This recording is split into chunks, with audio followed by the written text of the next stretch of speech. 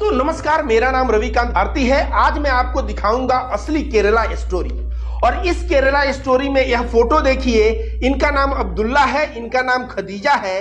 और यह जो है इस लड़की जिसका नाम राजेश्वरी है, इसको गोद ली रहती हैं और हिंदू रीति रिवाज से शादी करवा देती हैं विष्णु प्रसाद से। तो कहीं ना कहीं इन्होंने जो उदारता दिखाया, अपने इस्लाम धर्म की उदारता जो दिखाया, वह काबिले तारीफ है। लेकिन आइए आज हम लोग बात करते हैं द केरला स्टोरी पे कि असली केरला स्टोरी क्या है। केरला स्टोरी जो दिखाया जा रहा है उसमें बताया जा रहा है कि हिंदू लड़कियों को बरगला के, लव जिहाद के मामले में फंसा के, उनका ब्रेन वॉश करके उनको इस्लाम धर्म में लाया जा रहा है और इस्लाम धर्म कबूल करवाया जा रहा है। और कबूल करवाने के बाद उनको यमन और विदेश में भेज दिया जा रहा है ताकि जो है वहां पे जो है ISIS के लिए वो लड़कियां काम कर सके। लेकिन असली केरला स्टोरी जो मैं बताऊंगा वह बहुत ही ध्यान से सुनने की जरूरत है। यह बगल में जो फोटो आ रहा है, यह मेरे बगल का आप लोग फोटो देखिए। इसमें राजेश्वरी जो है खदीजा जी का पैर छू के आशीर्वाद ले रही है। और यह आशीर्वाद तब ले रही है जब अब्दुल्ला जी और खदीजा जी अपनी जो गोद ली हुई बेटी राजेश्वरी को विदा कर रहे होते हैं, तब यह आशीर्वाद देते हैं। आइए आपको पूरी कहानी बताते हैं दोस्तों। इस पूरी कहानी में यह रहे अब्दुल्ला जी, यह खदीजा जी, यह विष्णु प्रसाद दुल्हा खोजे हैं राजेश्वरी के लिए। राजेश्वरी के पिता जो है यह तमिलनाडु के थे और इसका जन्म तमिलनाडु में हुआ था। उसके पिता केरला में आए थे नौकरी के तलाश में और केरला में कुली का कार्य करते थे। कुछ दिन बाद कुली का कार्य छोड़ के वह खेत में काम करने लगे और जिस खेत में काम करते थे वह खेत किसी और का नहीं बल्कि अब्दुल्ला जी और खदीजा जी का खेत था। कुछ दिन बाद जो है उनका डेथ हो जाता है और जब डेथ हो जाता है तो राजेश्वरी की माता जी पहले से ही गुजर गई होती हैं, अब पिता भी गुजर गए। इसके सर से माँ बाप का साया जो है चला जाता है। तो ये लोग राजेश्वरी को, ये लोग सोचते हैं हम मुस्लिम हैं, हमारे यहाँ ये रहेगी नहीं रहेगी, रिश्तेदार परिवार ये सब जो है ऑब्जेक्शन करेंगे। इस बात को सोचते हुए इन लोगों ने राजेश्वरी को तमिलनाडु के गांव भिजवा दिया। कुछ ही दिन बाद जो है राजेश्वरी को रिश्तेदार लेके आते हैं और कहते हैं खदीजा जी और अब्दुल्ला जी, आप लोग जो इसको परवरिश किए हैं 1-2 महीने में, वो हम लोग नहीं कर पा रहे हैं। और यह लड़की भी जो है हम लोगों के साथ नहीं बल्कि आपके साथ रहना चाहती है। आप लोगों ने इसको इतना दुलार प्यार दिया है कि यह आप लोगों के साथ ही रहना चाहती है। राजेश्वरी को छोड़ के वे लोग चले जाते हैं। जब राजेश्वरी को छोड़ के चले जाते हैं तो अपने 3 बच्चों के साथ राजेश्वरी को भी अपना बच्चा मान लेते हैं और इन चारों की परवरिश एक समान करते हैं। जिस स्कूल में इनके अपने बच्चे पढ़ते हैं उसमें राजेश्वरी को पढ़ने भेजा जाता है। राजेश्वरी का सारा चीज हिंदू रीति रिवाज से होता है। वह मंदिर जाके पूजा भी करती है और एक तरफ इनके जो बच्चे थे या ये लोग जो है नमाज पढ़ते हैं, इस्लाम को मानते हैं।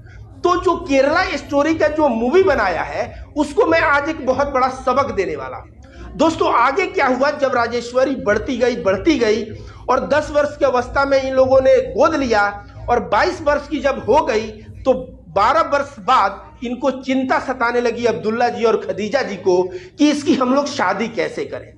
तो इसके शादी के लिए वे लोगों का 2 क्राइटेरिया था कि लड़का चरित्रवान होना चाहिए और अपने पैर पे खड़ा होना चाहिए।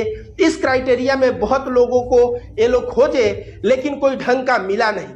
लेकिन अंततः विष्णु प्रसाद नाम का एक लड़का जो सेल्फ डिपेंडेंट था, एक लेबोरेटरी में कार्य करता था और बहुत ही चरित्रवान था, उससे जो है इसकी शादी करने को ये लोग रेडी हो जाते हैं।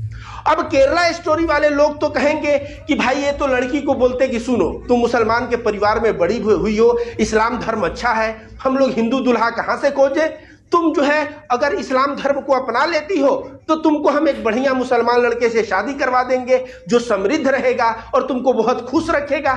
इस तरह से अब्दुल्ला और खदीजा जो है कन्विंस करके राजेश्वरी को मुसलमान बनाते। केरला स्टोरी के अनुसार तो यही होना चाहिए, लेकिन इन लोगों ने ऐसा किया क्या? इन लोगों ने ऐसा नहीं किया। इसका मतलब क्या है? इसका मतलब यह है कि इस्लाम धर्म सिखाता है कि जो जिस धर्म में है, अपने मन से जो धर्म पालन करना चाहता है उसको पालन करने दो। ऐसे तो अंधभक्त गोबर भक्त कहेंगे लड़की काफिर हो गई, तो लोग तो काफिर बोल के इसको भगा देते, लेकिन इसको रखे। कभी भी याद रखो, कोई भी धर्म गलत पाठ नहीं पढ़ाता। और जो है धर्म की उदारता अगर देखनी है तो एक खदीजा और अब्दुल जी का जो उदार कार्य है उस कार्य से अंदाजा लगाओ। दोस्तों आगे क्या हुआ? आगे जब शादी करनी हुई तो बहुत बड़ी समस्या आ गई, क्योंकि केरला के जिस मंदिर में भी ये लोग जाते वो मंदिर वाला कहता तुम लोग मुस्लिम हो, तुम लोगों को मंदिर में एंट्री ही नहीं मिलेगा। ऐसे कह के बहुत सारे मंदिरों में ये लोग गए, लेकिन शादी करवाने को कोई तैयार नहीं हुआ, सिर्फ इसलिए कि मुसलमान परिवार हमारे मंदिर में नहीं आएगा। अंततः एक मंदिर रेडी हुआ और उस मंदिर में राजेश्वरी और विष्णु प्रसाद की शादी हुई। और उस शादी में 68 वर्ष के अब्दुल्ला जी, उनकी पत्नी खदीजा जी, अब्दुल्ला जी की मां सुफियान जी जिनका उम्र 84 वर्ष है, और उनके 3 बच्चे और नजदीकी कई रिश्तेदार आए और मंदिर में हिंदू परंपरा के अनुसार शादी हुई, शादी करवाए। और शादी करवाने के बाद जब बेटी विदा हो रही थी तो माँ का आशीर्वाद ले रही है, जो फोटो बगल में है, पिता का आशीर्वाद ले रही है। और राजेश्वरी को विदा होने के बाद खदीजा जी और अब्दुल्ला जी का परिवार गम में डूब जाता है। प्रत्येक दिन बेटी का याद आता है और इन लोगों का आंख आंसू से भर जाता है। तो जो केरला स्टोरी बनाया है, जो कश्मीर फाइल्स फिल्म बनाया है, क्या इस फिल्म में कोई कहानी नजर नहीं आता? अगर तुम इस फिल्म पे बनाते तो मैं लिख के देता हूं कि तुम्हारा फिल्म सुपर हिट होता। तुम्हें किसी भी तरह चाटुकारिता की और किसी तरह भीख मांगने की और अंधभक्तों के जो है मर्सी के ऊपर जीने की जरूरत नहीं होती। लेकिन तुम लोग फिल्म तो बनाओगे नहीं। क्यों नहीं बनाओगे? तुम फिल्म बनाओगे, फिल्म हिट भी हो जाएगी, लेकिन तुम्हारा आका नाराज हो जाएगा।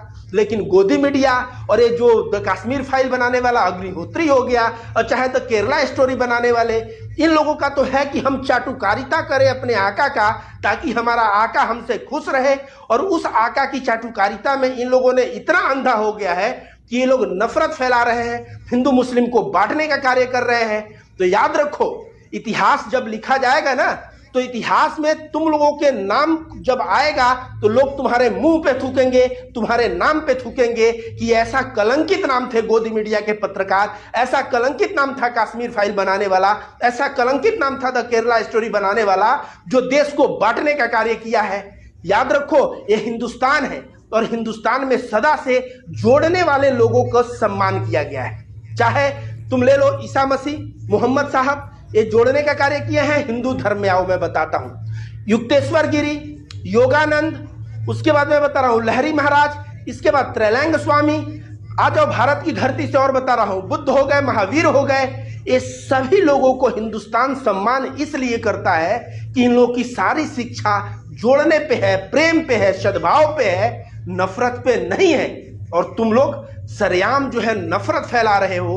तो याद रखो, इतिहास जब लिखा जाएगा तो तुम्हारे मुंह पे थूका जाएगा, तुमको कभी भी सम्मानित नजर से नहीं देखा जाएगा।